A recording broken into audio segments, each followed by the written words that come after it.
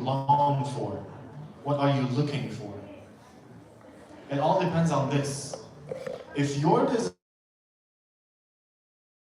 you're going to sink in this world. If your desires are high and heavenly and divine, it's going to fly by you to that degree. Same. This is how I can determine your value. Now, another important question. When you are alone, every one of us can ask himself this question. When I am alone by myself, inside my head, inside my thoughts, I'm completely free. I can think of whatever I want. I can say whatever I want. No one is watching me. No one is listening to what I'm thinking of. What is the only thing that has taken my mind? What am I thinking about? Now when we finish this celebration and I go back home and this lecture is ended and I go back home or go to my daily life tomorrow or next week, what is the thing that has taken my mind all the time, that I'm thinking about all the time? What is that single thing? That determines who I am, what I'm looking for, what I'm living for. This is how I can determine my value. And this is why it's crucial and very important to know what is my purpose. Because this is going to drive my whole life. So today we were talking about the Imam of these aspirations. And there's an example of the commander of the faithful, Amir al-Mu'mineen, Imam Ali alayhi salam. He was walking one day and one of his companions was watching him in the middle of the night. And Imam was walking very quickly, as if he was looking for something he lost. And he was not looking at any of his sides, focusing on that thing that he was looking for. And then his companion was looking at him, and he stopped him. Where are you going? What are you looking for in this time of the night? What is that thing that is very important that you're not looking around you, and you're looking for? And here the Imam answers him, let me go. Leave me alone. Leave me by myself. My desires are leading me toward my beloved. So there's something I love, someone I love. He called him the beloved. And my desires are leading me to him. So I have certain desires. I have certain wishes, certain dreams. And this beloved one of mine is leading me there. So it's driving me there. So here, he didn't say that I'm going to go to pray the prayer of night, or I'm going to go and meet with God. He didn't say all that. Or I have to do it because I'm an imam and this is a mandatory act that I need to do. He didn't say all this. He said, I have a beloved one, and he's leading me. My desires are leading me to him. So something I love and I long for. It's not something that I have to do. And this is a big difference between a worship by force, because I have to pray, I'm Muslim, I need to pray, I don't have an option. Or I love to pray and I love to be with my God. There's a difference between these two kinds of worship. So then his companion asked him, but what is that thing that you're looking for, that you're searching for? Who is this beloved one that you're talking about? The Imam answered him, he knows who he is and what I love. So I don't need to say that to you. I can keep this secret to myself. This is something private. I don't need to tell it to you. Where am I going? Who am I going to meet? So there's another point here, is that my relationship with my Lord is something private for myself. I don't need to let anyone know about it. No one needs to know anything about it. It's something private. It's a private, intimate relationship with my Creator. So here the companion of Imam Ali was so scared. He said, but Imam, we are running every day, following our worldly desires. I'm running for my work, I'm running for my family, I'm running for my income. I'm running for things that are in our daily lives. And you are running towards something else. What do I do in my situation? I'm very scared now. Imam answered him, but why don't you seek the refuge and the protection of the fearful in the cave of the Gnostics? That is Allah the Most High, the Great. Why don't you go and seek refuge from God, subhanahu wa ta'ala? That is God for you. Connect your desire to the grace and bounty of God. And here, Imam Ali gave him the secret, gave him the key, the solution. Doesn't mean that we need to change our desires. It doesn't mean that we don't need to study anymore, or to work anymore, or to have worldly desires anymore. But there is a difference. We need to connect our desires to the grace and bounty of God.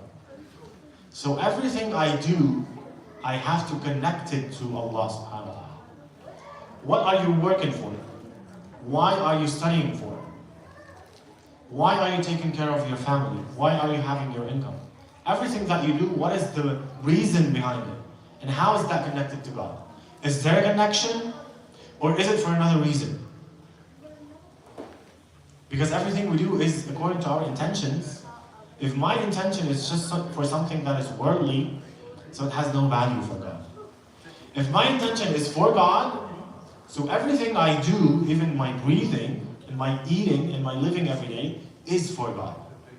So my intention changes everything. My motive changes everything. And this is very important. So, again, we have two types of desires in this life. Two types of aspirations. One of them is very bad. We know it from our religion, and it's described in the Quran. It's called Tul Amal, prolonged desires. What does that mean? It means those desires that don't end. It's when someone gets a car, a new car, or a new phone. And then when a new version of the phone comes out, you want to buy the new version of the phone. And then another new version, you want to buy the newer version of the phone.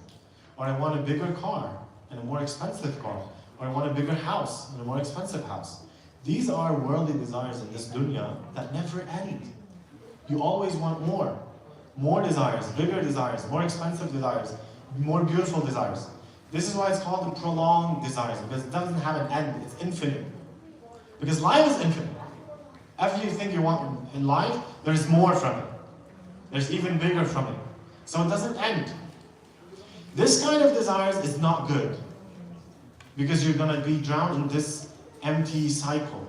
It's not going to end. You always want more and more and more. So this is not recommended and it's not good. And Allah says this in the Quran, describe this kind of people who look only for this kind of desire. Leave them to eat and enjoy themselves. And be diverted by hope, for they are going to know. Leave them. They're enjoying this life, they're eating, having their worldly desires. Leave them enjoy this life. One day they're going to wake up and know. Because we're all going to wake up one day, the last day of this life, and we're going to know towards what we're running. So there's a serious warning from Amir al-Mu'mineen himself. He tells us, O people, the thing I fear most for you are two things. So I'm afraid for you from two things. Following whims and the prolonged desires. So we didn't say I'm afraid from diseases, or I'm afraid from poverty, or anything else. He said, I'm afraid of two things. The most scary things I'm afraid for you. Two things. Following your whims or your worldly desires, because this is going to lead you to do sins. And the second thing is prolonged desires. You have prolonged desires in this life. It's not something that is haram. It's something that is halal. It's something that is permissible, that you can do. But the Imam is so afraid from it. It's something that is allowed. You're not doing something haram when you go and study, or you go and work and earn income and live your life, or play video games, for example. That is allowed, that is halal. But what I'm afraid for you is like you get stuck in this cycle of long, prolonged desires. And why? The Imam explains here, because this is going to make you forget the hereafter. When everything that you think about is the thing that you're focused on right now, whether it's your studies or work or the game you're playing or anything, it's going to take completely your mind, and you're not going to be able to focus on something else.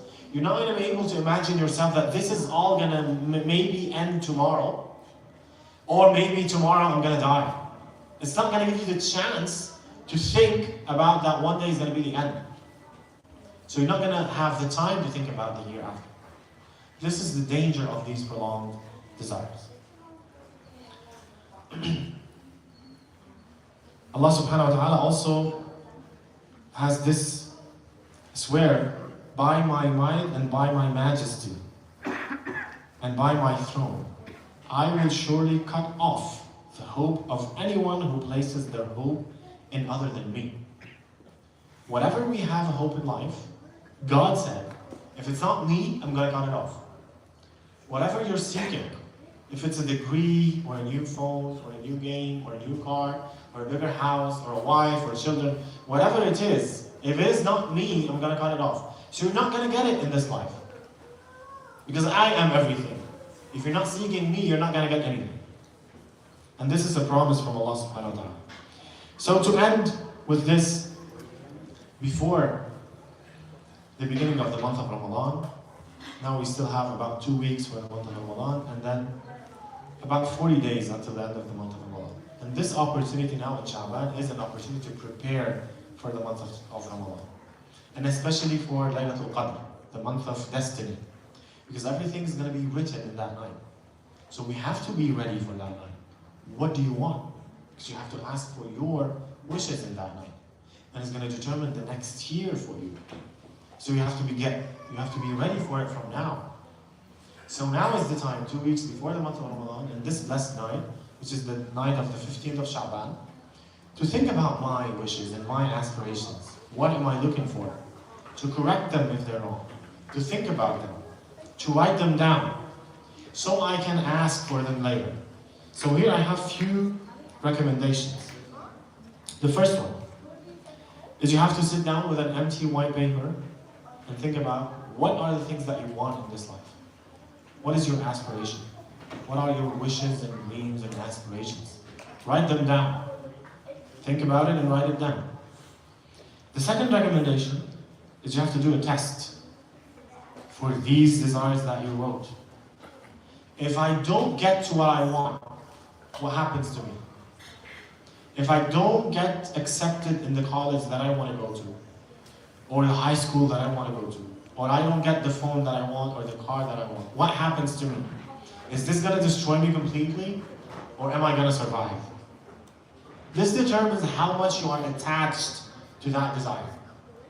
And this determines your value. Third recommendation, if you think that it's shaky, connect it to Allah subhanahu wa ta'ala. If you think that you're doing good and working hard, but you think that there's something suspicious about your wish, connect it to Allah subhanahu wa ta'ala. Say that, oh Allah, everything I'm doing is for your satisfaction. If you're satisfied, I'm satisfied. If you're not, I'm not. I'm going to stop it. This is how I know what I'm looking for is for God's satisfaction or not. This is the test I do. And the last recommendation is, if you find yourself helpless, if you can't determine what your aspiration is, or maybe it's wrong, ask Allah subhanahu wa ta'ala to correct it. Because He's the only one who has all the means to change your aspirations and make it better for His sake, inshallah. In conclusion, we would like to ask the Imam of our aspirations, the Imam of our time, to make us partners in his divine aspirations, inshallah, and to take our hearts where his heart is, and bless Muhammad and the family of Muhammad, inshallah. Barakat salat ala Muhammad wa ali Muhammad.